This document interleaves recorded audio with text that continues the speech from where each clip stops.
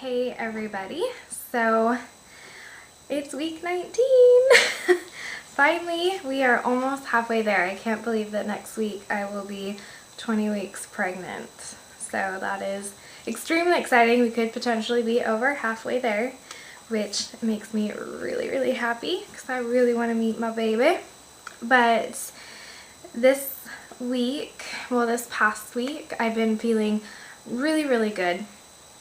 And part of that, I think, is that I'm getting a workout schedule put back together. I was extremely active before becoming pregnant, and I've kind of had some issues and struggled with being active since getting pregnant because I was working out so strenuously before. I was doing CrossFit, and a lot of the CrossFit exercises and things I was doing before pregnancy are completely not suitable to pregnancy. So I've kind of had to just listen to my body, figure things out, and put some things together that are acceptable but still keeping me in good shape and making sure that I'm still toned and ready to take on labor and delivery. So I'm feeling really good about that. And just being consistent with it, just trying to get a schedule that's routine, 3 to 5 times a week again, has also been a little bit difficult since moving. Everything's been kind of jumbled because we are back down to one car. We had a car and a truck before, and my husband got rid of his truck, so with just the one vehicle it's become a little bit more difficult for me to get to the gym than before.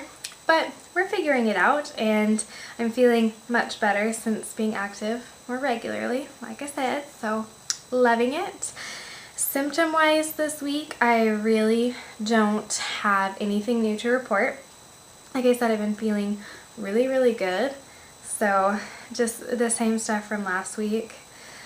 The boobs and everything else still bothering me, but I don't think there's a lot I can do about that. I did have a question though about being gassy in early pregnancy, and I was extremely gassy in early pregnancy. In fact, I think I was kind of probably pretty gross to be around like the first 8 weeks. So what really helped me was just staying active and being up and moving around. For some reason that really seemed to help me out. So that's my only advice, is just keep active, and it does get a little better. Well, I don't know if it gets a little bit better for everyone, but it's gotten better for me. So hopefully to those of you suffering that out there, it'll get better for you too. What else? Oh, my skin. That was something I wanted to talk about because I mentioned in the last video that I was having big issues with my skin, and the change in climate and then just pregnancy. And I actually found a website called Witty Living, and they have homemade skincare recipes on this website, and a lot of them call for yogurt and honey and are very nice and really helpful for calming irritation. And it's good for sensitive skin because they're all natural products, so they're not going to irritate your skin. And also another thing that I have found that has really helped me is just black tea. Just a washcloth with black tea seems to calm the inflamed areas on my cheeks down that get really red. So if that helps anyone else out there, I highly recommend it, and it's all natural, so you don't have to worry about any nasty chemicals hurting the baby.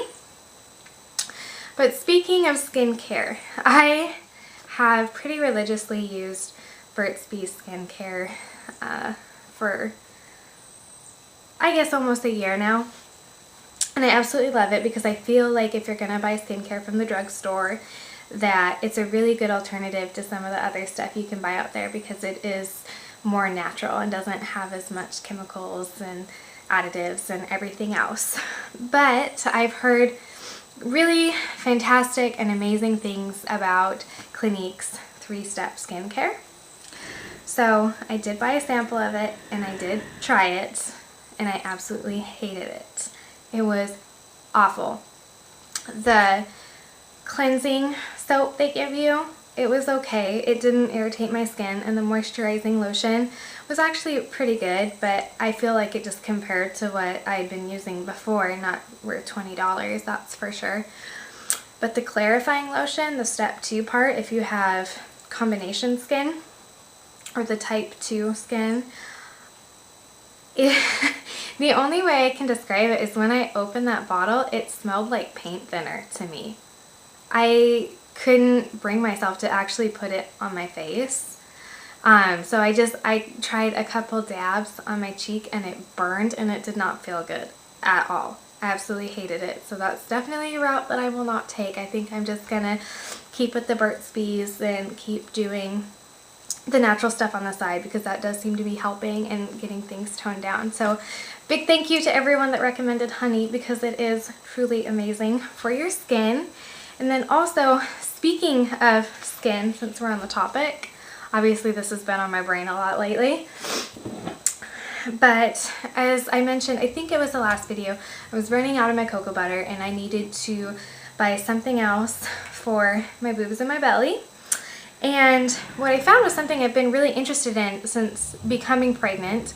I did study herbalism, and I'm pretty much all about anything that you can do homeopathically or herbally to help cure sickness or just take care of yourself. And something that I had wanted to do was to order an unrefined cocoa butter or shea butter. And I did run out of my cocoa butter, and so I didn't want to wait for shipping, but I was actually able to find some unrefined shea butter at our local health food store. So this is 100% unrefined and wild-crafted shea butter. It looks like this in the tube. So obviously it's hard, like it's not a gel. But the awesome thing about it is you get like a chunk like this, and you just warm it up on your hands and it becomes smooth. You can see how shiny that is. So you just rub it into the skin and it melts with your body heat. And it feels so good on your belly. And you think creams will stay on. I know my cocoa butter would stay on at least 24 hours, like in between a shower. This stuff really locks in moisture and it stays on fantastically well. My only complaint is that because it's yellow and I am so pale, when I really kind of cake it on, I look a little bit like I have some jaundice going on my belly. But I mean, obviously it doesn't stay that way. You can see my palm is just a normal color. And the only reason I get that nasty yellowy color is because I caked it on. But I highly, highly recommend an unrefined cocoa butter or shea butter. They're truly fantastic, and they're so much better for your skin than some of the creams that have all the extra additives and everything else. And look at your local health food store. You can find them there. And I can't remember the name off the top of my head, but there's an apothecary that sells both unrefined cocoa butter, like in chunks, kind of like how this comes out, and then also in like little discs that you can just heat up and use. So they have that, and then I believe they also have the shea butter as well. So I will provide a link to that site if you guys are interested in anything like that. I wasn't sure about this one when I bought it, but I absolutely love it. It's so fantastic, and my hands are so slippery now. I can't get the lid on. So there's that. And then I also bought, as I mentioned, I love Burt's Bees, so I got the Mama Bee body oil with vitamin E to use after I shower. So I'm really excited. Haven't really used a lot of this one, but I'm really, really excited to try it. I've heard good things about it, so I'll let you guys know. So those are my two belly things. I'm really excited about the shea butter. I love unrefined natural stuff like that you can use on your skin and that's beauty related. Kind of obsessed actually. But I've also been thinking a lot this week about our home birth and the birthing process, and the fact that we might possibly have family here in the house. And we are getting a birthing